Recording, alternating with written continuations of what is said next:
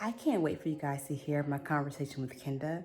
She was my first hire of Black and Green, and it started off as a work relationship turned into a friendship.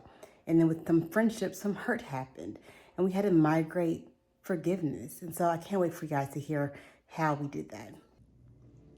I remember where I was when Jai called me and said that you were in an accident. I hadn't talked to her, but I had heard about her before because you talked about her. And I just remember thinking, what? Like, it was just like instant grief. Forgiveness is so loving. It's just like, you did these things, but it doesn't matter. Like, in the grand scheme of things, we're not going to do this anymore. We're going to move forward. We're going to be better people to each other. We always talk about give ourselves grace. What does that mean? And she said the root of giving yourself grace is forgiveness.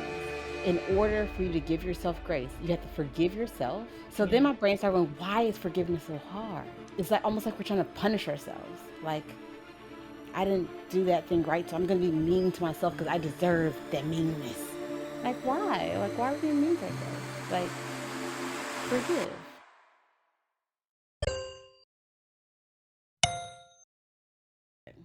Welcome to the Black and Green podcast. Can you hear it? It's your go-to place to find the latest high-quality, all-natural products created by Black artisans. Hosted by yours truly, Dr. Kristian H., the founder of Black and Green. We'll discuss all things health, wellness, self-care, and of course, self-love. This podcast features a refreshing lineup of guests, from entrepreneurs and artisans to holistic lifestylists and clean beauty experts, and a plethora of other innovators within the wellness industry. Join me as we learn from the best of the best. The best of the best. Yes, yes. I love that And intro. thank you. Thank you so much for joining me. I have so many questions of different ways I can start this. So I'm going to start it by one of my mantras I created right before I started Black and Green was be happy, be healthy, be free. How do you think that resonates with you? What resonates with you the most? How do you feel happy? How do you feel healthy? How do you feel free? How does that sit on you? How does that feel? I feel free when I am 100% myself, where I can be in different spaces and be 100% myself. Um, I am happy when I am with my family and my dogs, which are kind of like my family. And I feel whole when I'm pouring into myself. When I am taking the time out, as a mom, you have to carve out time for yourself. And so, just like my early mornings, journaling or meditating, or just sometimes I just sit there and just like try to get my mind together. That's when I feel the most whole because I know on the days when I don't do that, my day may not go as planned because I'm giving so much to everyone else. So, yeah. Mm-mm. You were my first hire for Black and Green.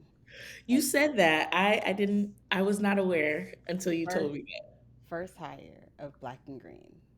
And let me tell you, when I hired you, I ain't have no money at all. Had negative money. So I don't know my question. My question is, I had negative money. Mhm. You were my first hire. Why? Yeah, I'll go with the why. Why did you sew into Black and Green with negative money? Well, I think up until that point, so that was like 2018. So I Mm-hmm. had started my business in like 2017, 2016, and you were the first person who knew exactly what they wanted. And I think because I had not defined what I was doing yet, I was just taking on little hodgepodge situations. I did like operations and did stuff that like I can do, but like you should probably get an operation specialist to do. Yes, yes. I'm a communicator. Wait 1 second. Wait 1 second. I forgot Mhm. something.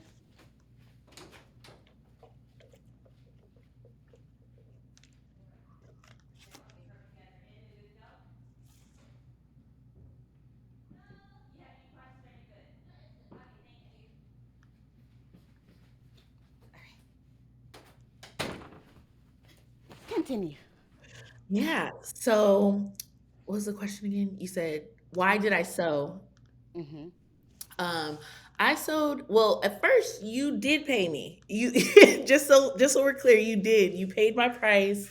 And I think the reason why I wanted to work with you specifically is because you were the first client that I had up until that point, which was not that many. I think I might have had like 5 clients prior to this.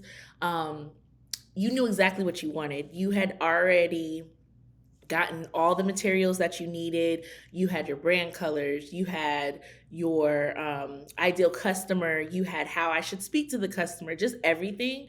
And you just made it so simple. I was just like, oh, I can do this in my sleep. And I really identified with the Black owned part of it because my Black owned journey started in like 2012, 2011, and that's when it was very, very, very difficult to find high quality Black owned products. And there was a box that I used to get that was so high quality. It was called Ujama box. Do you remember that? Mm-hmm, mm-hmm. Yeah.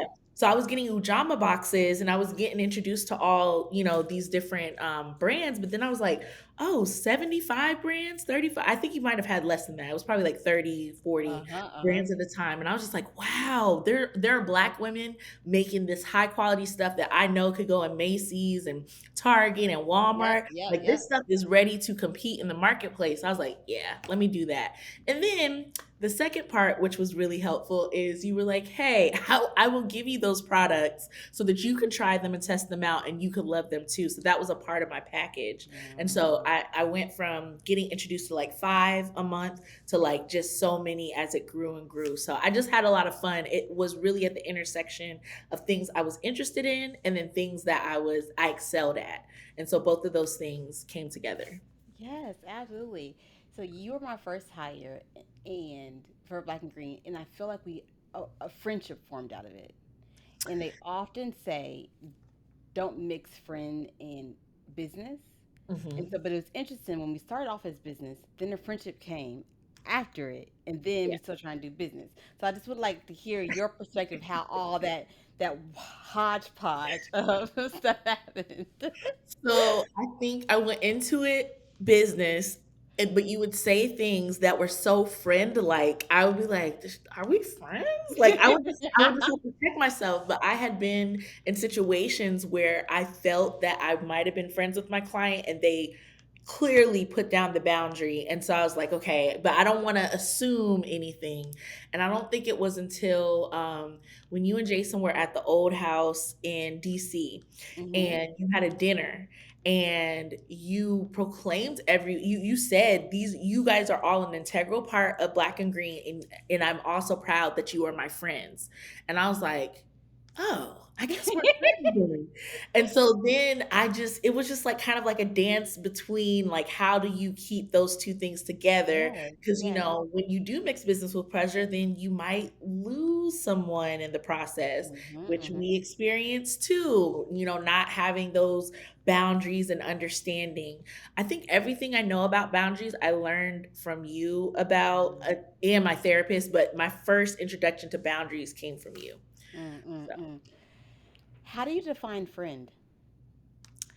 I defined a friend as someone who, number one, sees you. I think you cannot have a friendship if someone can't see you. And it doesn't necessarily mean that they have even seen all of you. They might have just seen a part, but they see that part in its purest form, and they will do everything they can to nurture, support, back up.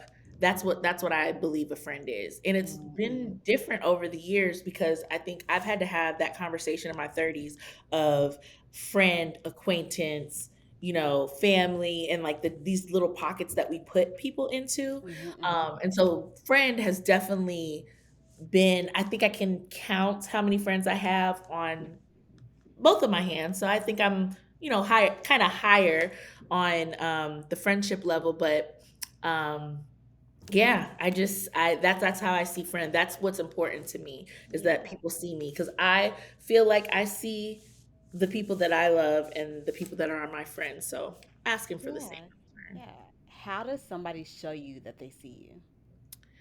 They show me that they see me. It's just like the little details. Like with you, you'll see like a little detail of something and you'll be able to expand on it. So like what I mean by that is like you'll say something like, "You're so good at that. Why aren't you doing more of that?" It's like you put a seed in my head and then I'm like, "Why am I not doing that anymore?" And it's like sometimes when we are together, it we will I when I leave, I have so many questions. Like I have to journal, I have to write stuff in my notes, I have to do something because I know that the information that you've given me or the way that you've poured into me or the questions that you've posed to me that maybe I'm not ready to answer yet, which is often, I need to remember those because I'm going to explore them at some point. And I also appreciate, even if I'm not ready, you are patient. And a lot of people are not patient when it comes to like, maybe I don't know what I feel right now, but you allow that space for someone to figure that out. Mm-mm. How can you be patient with someone? What does patience look like? What does it feel like? Like, I feel like I try to get away from buzzwords like boundaries and patience because, like, what do they actually mean? So, like, what Yeah. does it mean? Like, how can you show patience to somebody? Like, that's a big thing I'm asking for now. But Mhm. how? How can you show patience? I think just looking at the timeline and or allowing the person to show up in their timeline. I think there's a lot of discourse right now, especially like on Twitter, about how, because I'll never call it X, by the way. I will never Like, ever I call refuse. Twitter X. Yeah, I I refuse. refuse.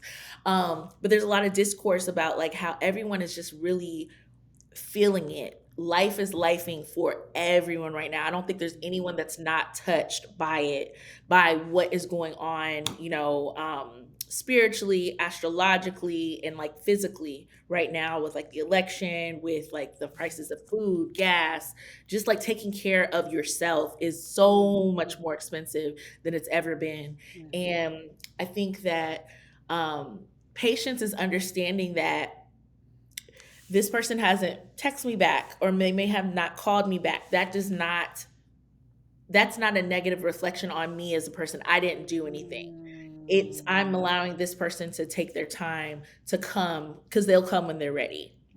And you always said mm, that when we had our breakup. You're like, "You'll come when you're ready. Don't worry. You could say that right now. That's fine. I'll see you in a few years." Like you were just so, sure. So like the patience and just saying, I know that this is a good friend. I know that this is someone that I want in my life and I'm going to create the space for them to come in their own time. mm, Um mhm. yeah, that's what I I think you hit on something really strong and powerful there. In their own time. I think a part of patience is that you can't outline what the path is Mhm. and what the expectation is and expect someone to fall into it. And if they Right. don't, create this whole narrative of why they didn't. You have to just say, they will in their time. You have Yeah. to be okay with whatever time that is. All right, now you done hinted around our little friendship breakup a couple of times. Let's go ahead and talk about it. Let's talk about our friendship breakup. Okay. Let's see. We here. We here now. Who wants to start? You start. So you and I had a friendship break because I think this was the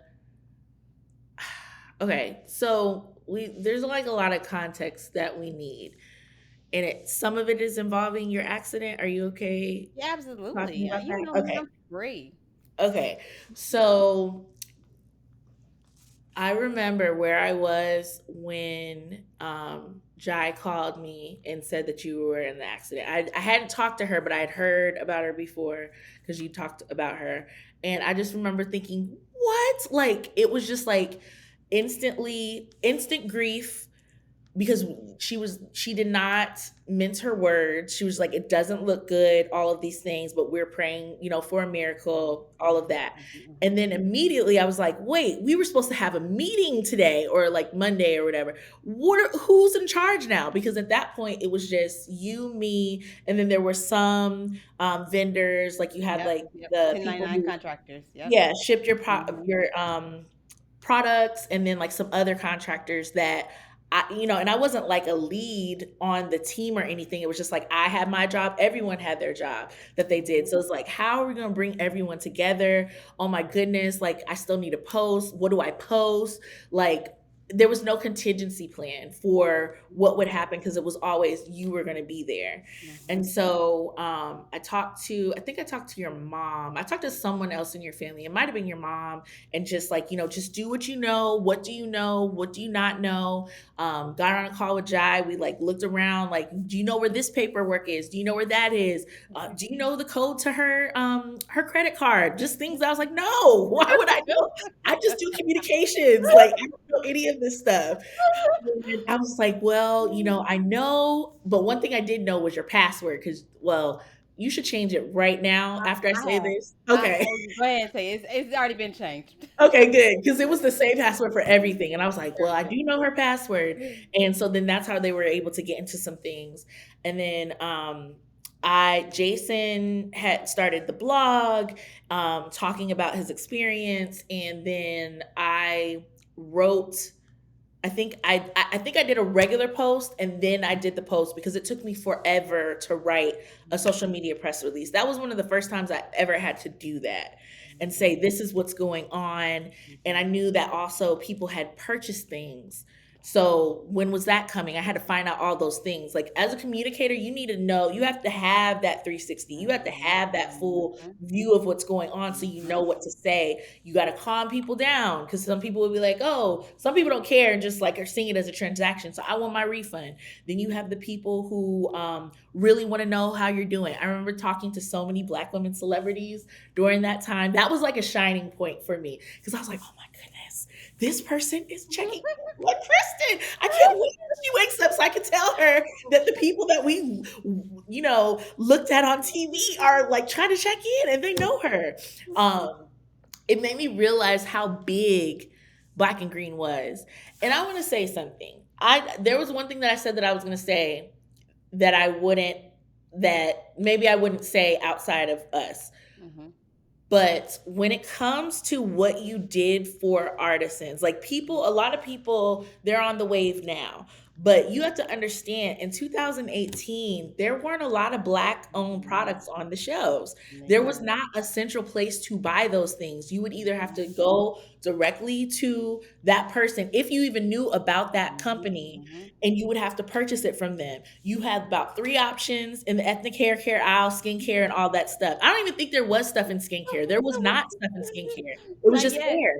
Yeah, Mhm. it was just hair. So to have a one-stop shop and some of the conversations that you had, the meetings that you would let me sit on, like, I was able to learn how to, you know, um, present myself in meetings for large corporations. It was like training for me, even though I'm an excellent communicator. But the rooms that I was able to be introduced to by you really are, and you are such a titan when it comes to this lane that you're in. Mhm. And it hurts me to know that people are not aware of that. And people just think you're Mhm. just this one-dimensional person trying to get something off. No. This what Mhm. you see, what Black and Green was and is, and I still believe can be, was a place for people to see themselves. Because we're coming off of the natural hair movement, after people are finally realizing, women are realizing, oh, my hair is beautiful, I can wear it this way, there's so many different ways to do it. So now it's like, okay, we can't just go to your hair, we have to go to your skin. Now, what are you putting on your skin? What are you putting on your lips? Do you know, depending on what type of lipstick you have on, you Yes. are eating chemicals, like things like that. It was just fun. It was fun because no one knew about it, Mhm. and they were Mhm. introduced to this whole new world. Now, fast forward to now, you can't go down an aisle without seeing a Black owned product. The You 50% know, pledge is real. exactly. It's there. And it goes across outside of the big box stores, going into the department stores, going in Mhm. all over the place. People, these companies are creating lines, but I would be crazy to not say that they learned at your feet. And they may Mhm. not admit it. The NDAs and all those things have been signed. They may not admit it, but they Yep. got that formula from Dr. Kristian Edwards. Yep. Period. Thank you. Period. Thank you. Period. It would not, I really believe that how things changed. And of course, there was a lot of other things going on in the atmosphere at the time, like, George Floyd, all the different pledges that people were making to buy black, that happened right before you went into your accident. Um, so yeah, it's a lot. But okay, I gave a little bit of the context. Let me move forward. And so all of these things happened, and then I wrote the press release, and then I went from being a communications manager Mhm. to an operations manager, Mhm. or helping Jai to do that. Yep. And if every day this is when the no money part comes. This is when you can bring in the no money part. So I had to transition from a communications manager to an operations manager overnight. And it was very eye opening because, again, I am a great communicator. When it comes to operations, there's like levels to it. And I was like in the infancy stage of operations, and I did my best. I did my best, but we didn't have you to lean on, and we really tried to do it as much as we could in the way that you would.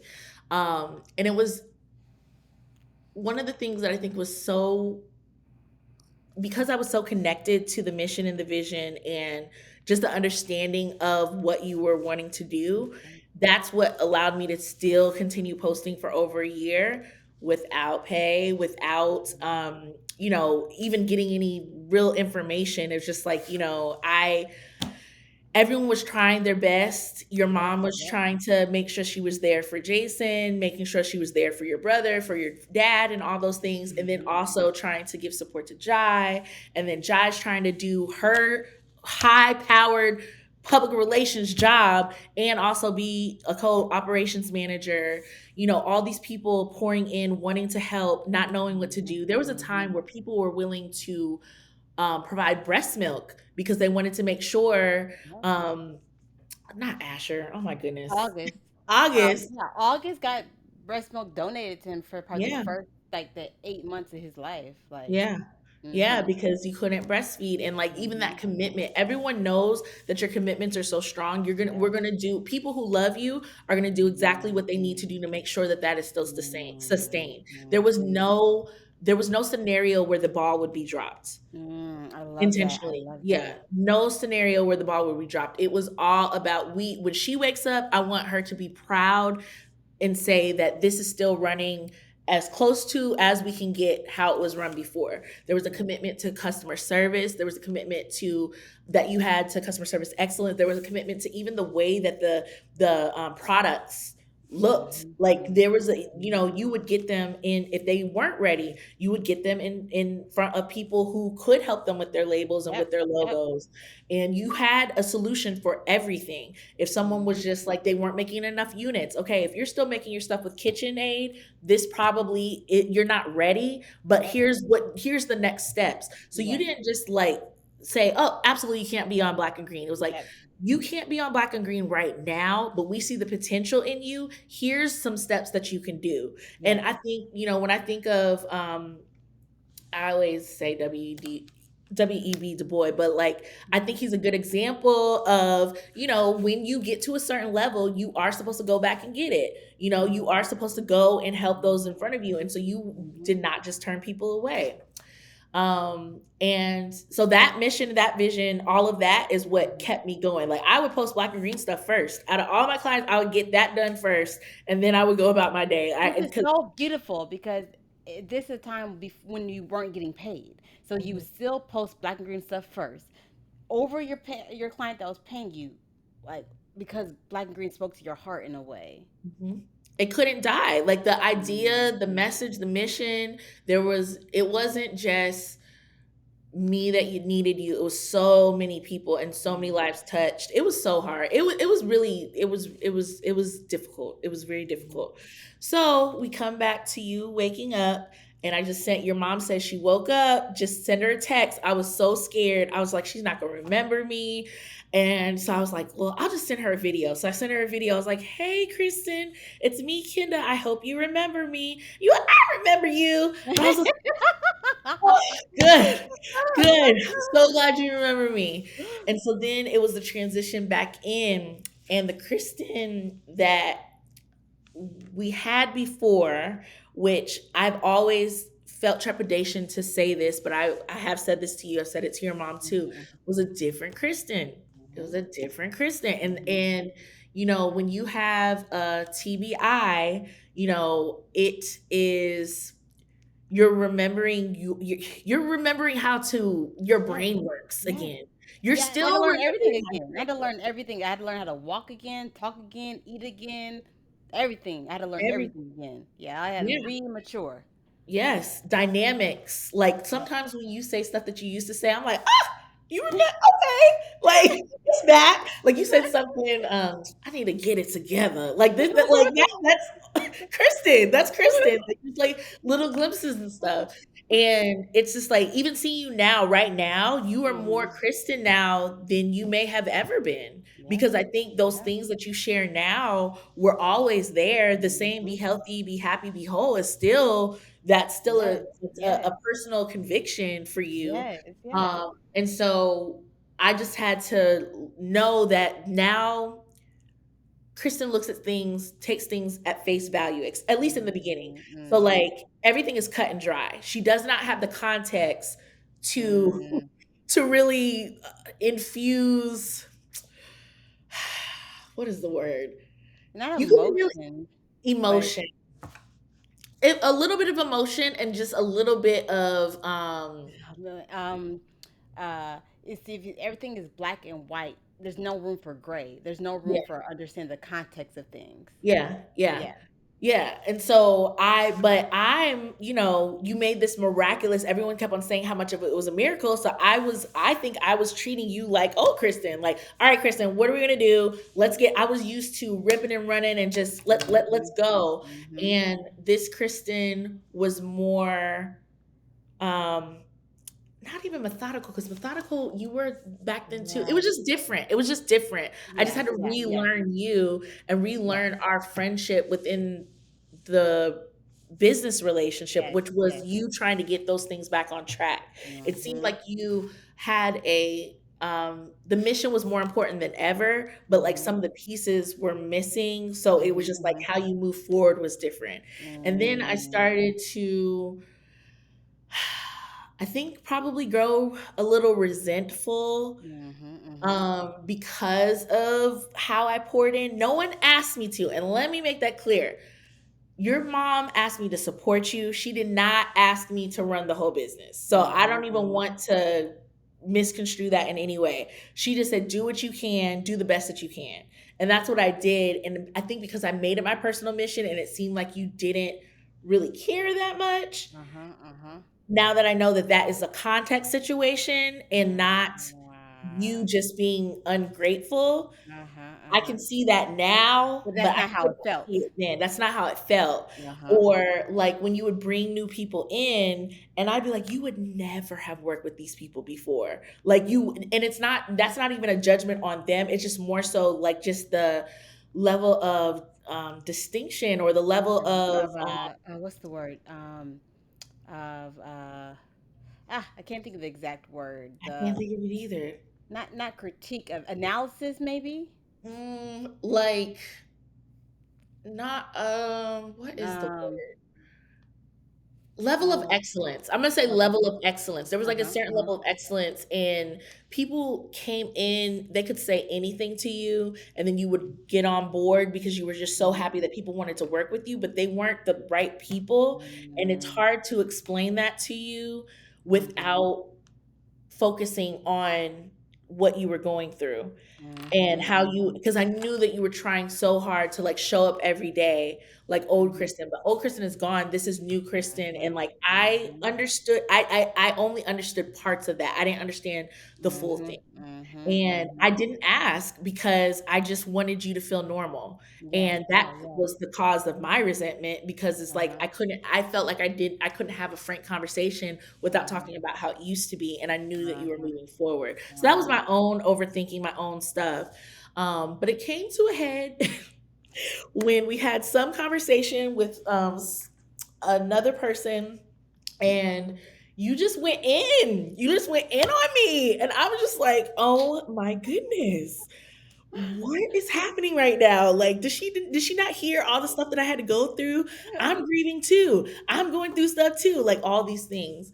And then I just decided to I gotta go. I gotta go. I gotta go from this business relationship. If I have any hopes of being friends with you, I gotta get out of this. These new people, they can come in and figure it out. I actually have someone for you. Here you go. Here she is. Goodbye.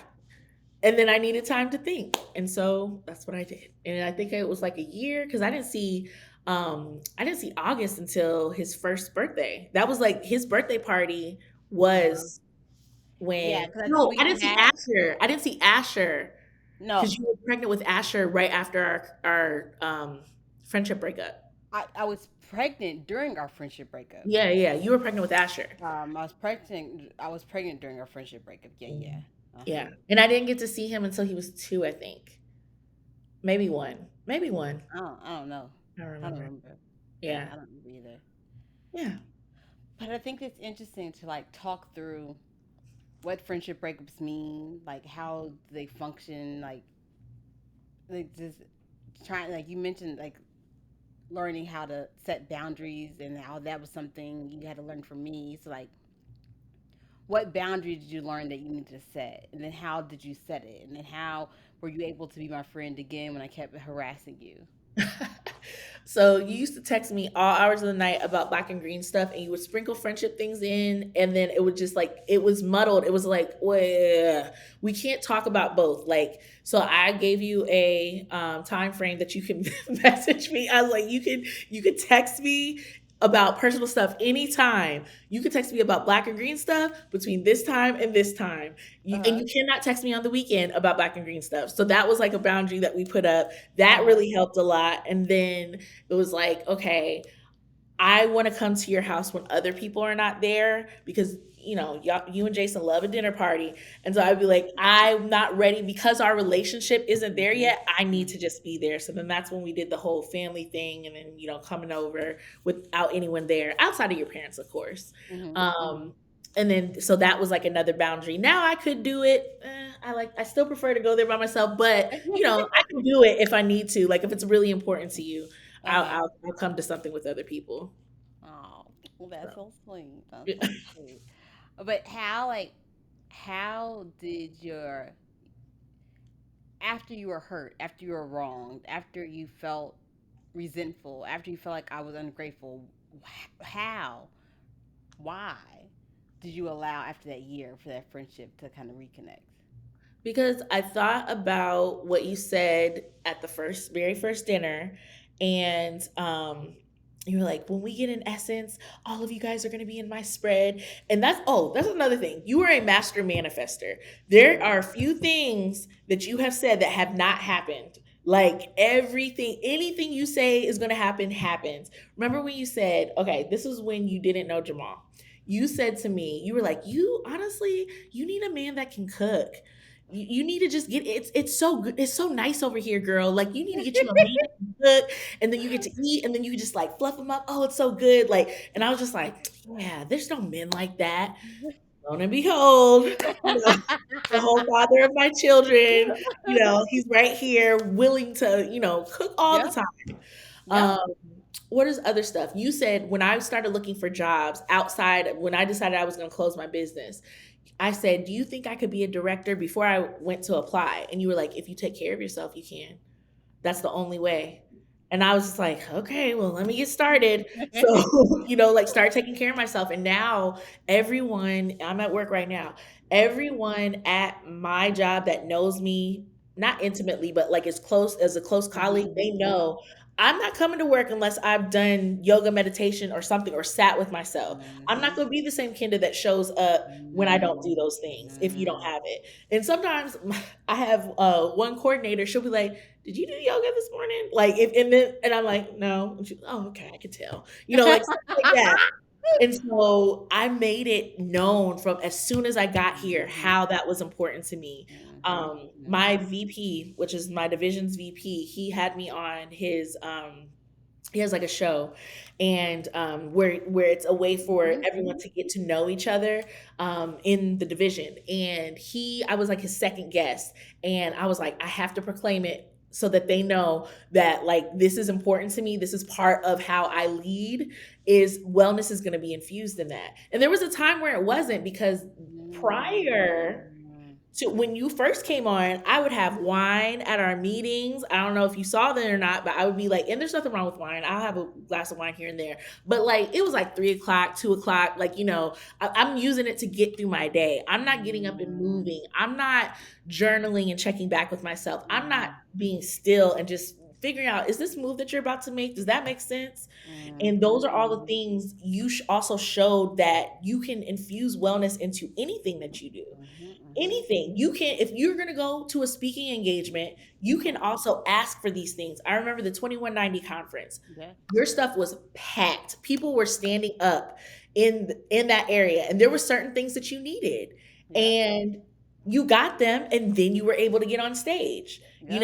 and it's just like, it was admirable, but I didn't know how that fit into my life, because I felt also that I Mm. was just doing the most and always just like working, working, working, didn't have boundaries, all those things. Mhm. So it was aspirational to watch you. And then it's funny how over the course of, you coming back, how I had to infuse that into my life, because it was Mm. like, I was at a do or die point where like I had to have surgery because I was not taking care of myself, wasn't listening to my body, did not even know the Mm. cues that was saying something is wrong. Wrong. Yes. And Yes. so when I was faced with that, had an emergency surgery, and I came back, all those things that I remembered, I put into practice immediately. So the Mm. person that I am now, I'm a better human because of you. I'm a Mm. better sister friend because of you. I Mhm. could be a better friend to the black women in my life because of you. Because Mhm. you don't just lead, you lead by example. So you're walking the Mm. walk and you're talking the talk. If you Yes. walk Yes. into your house, it looks like a black and green house. It looks like what it looks like, the persona that you made, or whoever you paid to make in the beginning, it looks like a black and green house. The food that I eat, the cocktails that Jason makes, is black and green food. The music that you play is black and green music. Like, you live this. Yes. All your Yes. clothes are green. You have a whole green area in your closet. You know what I'm saying? So like, you really live that. And so when I got into this position I'm in now, I was like, I want to live it. I want to breathe it. I want them Mm. to know when they see me that Mm. what I believe in. And they Yes. do. Yes. Yes. And I'm not Yes. ashamed of it. And being able to take the judgment and shame away from that, because those are those little questions that you'll leave with me that I have to think about after I see you for a day. Then I have to explore those things, and then I put them into action, because I know only good will come of it, Mhm. and that's Mhm. another reason why I know that Black and Green's second wind is coming. Yes. It's coming Yes. because it's there's no way it can die, because it still lives within you. There's no way it can die because it still lives within those artisans who are hoping they can get on the platform because they know how transformative it has been for other artisans, Yes. you Yes. know? Yes. So, yeah. I love that. I love that. Talk to me about forgiveness. How does Mm. forgiveness feel? How does that sit with you? When I say the word forgiveness, what does that bring up? I always think of Jamal when I think about forgiveness, because I think that's like, between you and Jamal, those are my two biggest areas where I had to not only forgive you all, but I also had to forgive myself for my part that I Mhm. played in it. There was a Mhm. long time, and I think you were very patient with me, where I had a victim mentality. So if I came to you and I talked about a situation with a client or something like that, like, oh, this client did this, it was like, could it be that da da da Mhm. da? And I'd be like, well, maybe, but I was just living in my victimness. I loved it. I relished it. It was something that I could just complain. I could just, misery loves company. So I could just sit in those hurt feelings. I'm dealing with a situation right now that is very similar. Not Mhm. I'm not that victim person, but someone in my work life is. And to see it from the outside has been Mm, so eye-opening, and so I was able to forgive them ahead of time, not because I mm, know that where they are right now, they don't see a way out from the victimhood, the blaming, the mm, shame, self-shame, all of those things. And you mhm, can tell someone that they need to be compassionate with themselves and love themselves, but if they're mhm. not ready or it hasn't clicked for them, you just have to move forward. Yes, And yes. the fact that you were able to simultaneously love me through that era of my life and also this era of my life, and you saw me all the way through, and you Mhm, saw who I see now, mhm, who mhm, I aspire to refine mhm, now, mhm. then is so remarkable to me, because it's just like you have to have courage to love someone when they don't love themselves or they don't even like themselves, you know? Mm, And so that's something that I've taken, from you. It really talks about, like, when we talk about friendship breakups, loving someone through all their iterations, mm, all their different eras, and sometimes you find that that's not going to work and you mhm, have to exit.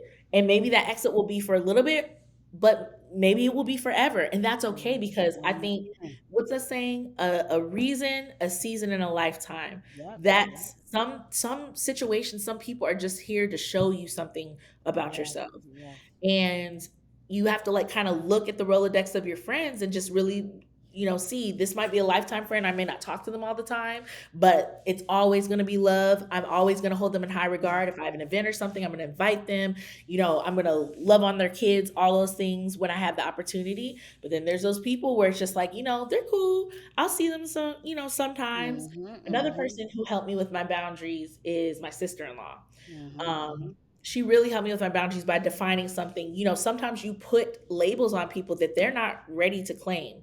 They don't mm. feel the same way. And you have to decide how you are going to move forward Yes, with yes, that, yes, with that information that you have. yes, So that's something that I think about too, like, as I'm going along. But forgiveness to me just really means just seeing people where they are and still loving them through it.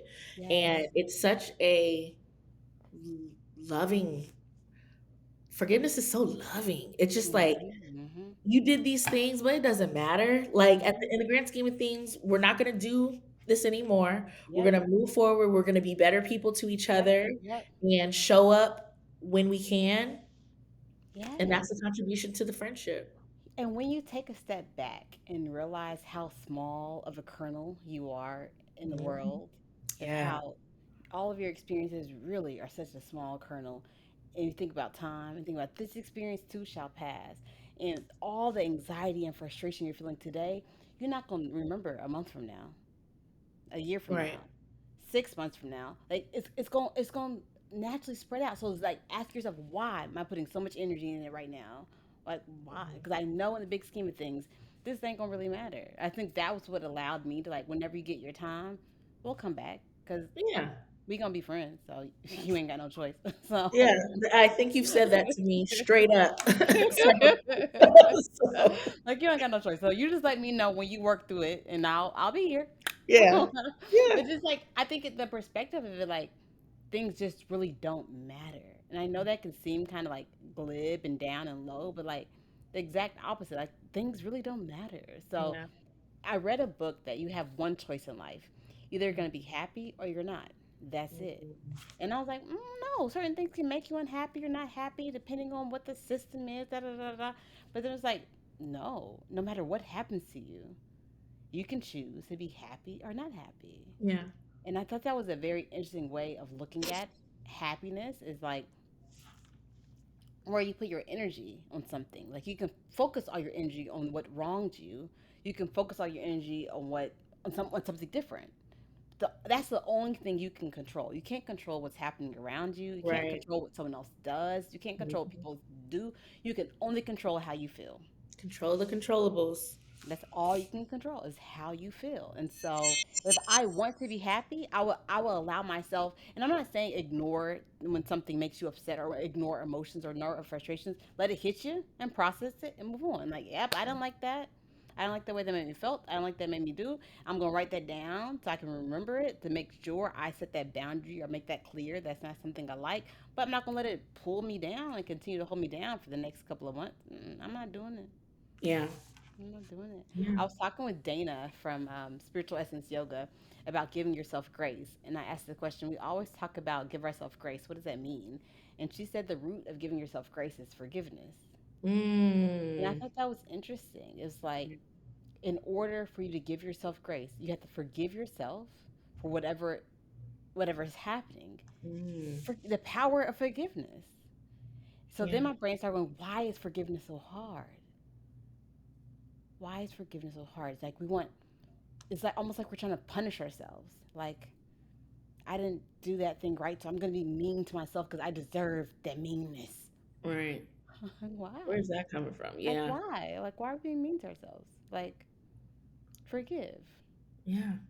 Yeah. Forgive. I love that. Forgive. And it took you, I probably asked you to do this interview a couple of months ago. So what were you processing to figure out you were ready? Kristen. Um so I have been experiencing some grief Mhm. around my business. I didn't realize it. I've been talking to my therapist about it. Like in my new position and what I'm doing now, I work in higher ed Mhm. as director of social media. And I love it. I love what I do. Mhm. I didn't think that I would ever work in corporate. So the fact Mhm. that that's Mhm. happening is crazy. But we had a lot of wins the first year. We continue to have like a lot of wins, and I just found myself not being happy or feeling like I should have felt, or I felt that I should have felt Mhm. with all these wins. And I was talking to my therapist about it, and she was like, "Do you feel that you have like complete closure with your business?" And I was just like, "No, I feel like, the surgery like ripped everything out. I had to refund so many people. I had to just like really just take care of myself after that there was no options. It was like you have Mhm. to Mhm. rehabilitate, you have to not be on your computer, you have to do things that bring you joy, you need to get your energy back up." Mhm. And so I had to just like leave what I felt was abruptly. And I think when you talk about podcasts and stuff, you always, most of the people that you or anyone interviews, they have some type of plug, like, oh, go here, go there, sign up for this course and go to my website and get my freebie and all those things that I was working on before, Mhm. before this situation happened. And I don't have any place for you to, to point. I Mhm. don't even want you to point my LinkedIn anywhere. Like I don't have a offering. And when I Mhm. talked to my therapist, she was just like, what are some small things that you can do? You may not open up the full business. You don't really have a lot of time to do that now, but maybe you can do like consulting, like once a month, just on a Saturday, 2 hours. You have a window open, or like office hours or something. Or take your website, make it a resume of everything that you've done, all the businesses that you've touched. Make it a gratitude a gratitude Mhm. page where it's just like, thank you for working with me, thank you for trusting me with your business, blah blah Mhm. blah. Here's who we've worked with, here's the freelancers that we've worked with, and all of that. So that's what stopped me, and I still have not gotten my stuff into my web developer to even get this started. But I was like, I don't want to put this off any longer, because when you need something from me, I'm going to answer. It may not be immediately, but I'm going to, whatever you need me to do, I'm going to do. I still Mhm. believe in your mission and vision. I still believe in you. I believe in the artisans. I believe in Mhm. Black Mhm. women. Mhm. I believe that the things that we do for ourselves and Mhm. create for ourselves are some of the most powerful um, skincare, hair care, body care products. I think Black and Green is a hub for you to find how to be healthy, happy, and whole.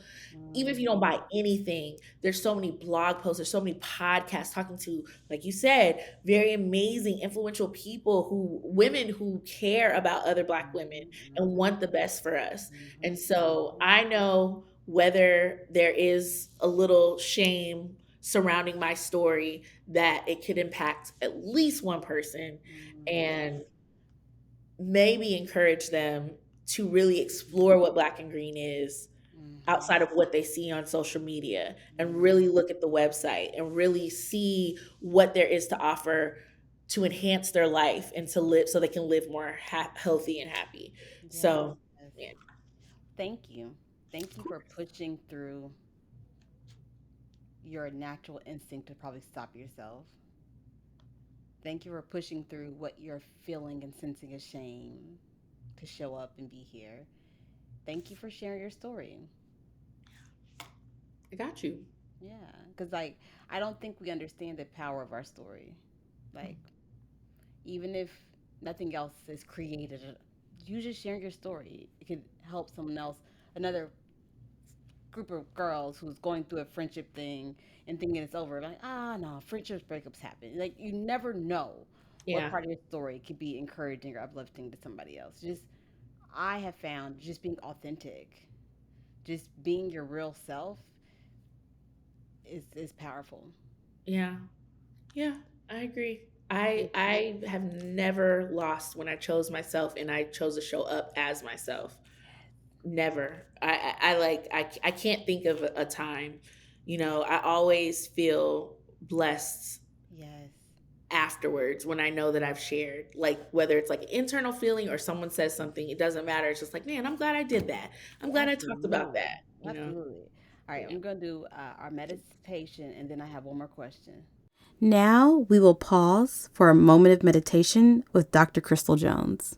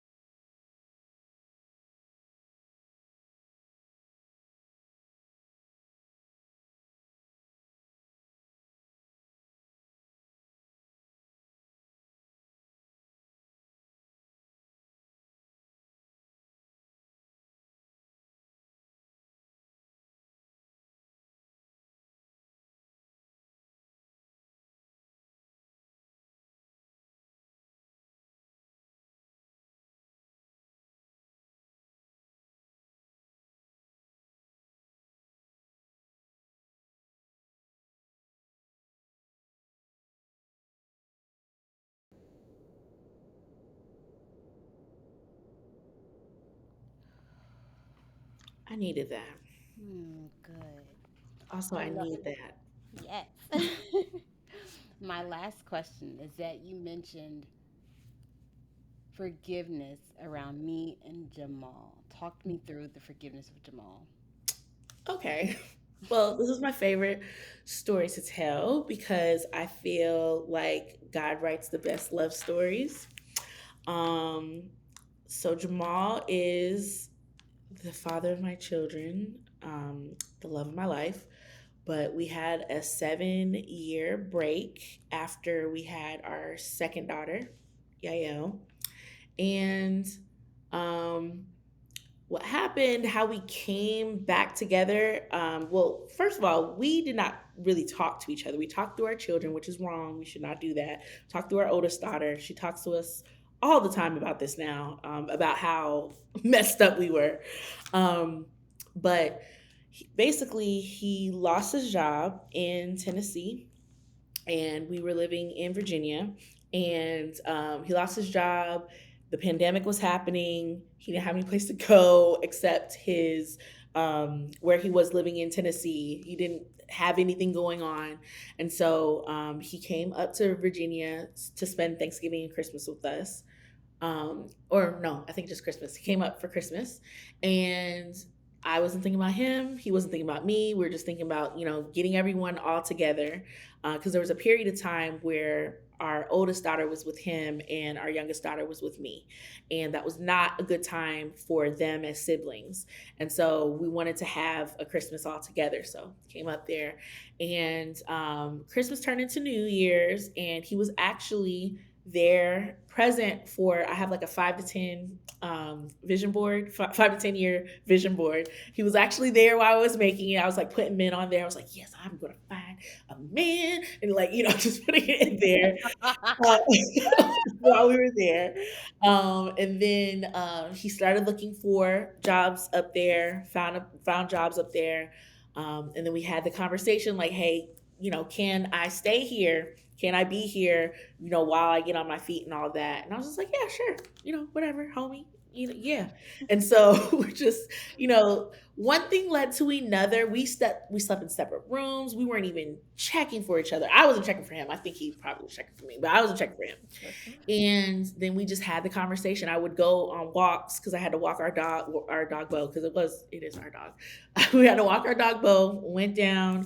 And so he started coming with me, and we started talking, and we just apologized for a lot of stuff. It was the first time that I realized I had a part in the disillusion of our marriage too. It was not just him. It felt like it, but it wasn't. There was things I could have done better, and we both just had those conversations. We had hard conversations where we both wanted to walk away, and we just like stuck in there and did it, not with the intention of getting together, but just an intention of our children being able to see whole parents who can be in the same room with each other, can be in the same room with, step parents in the future, or whatever came of relationships.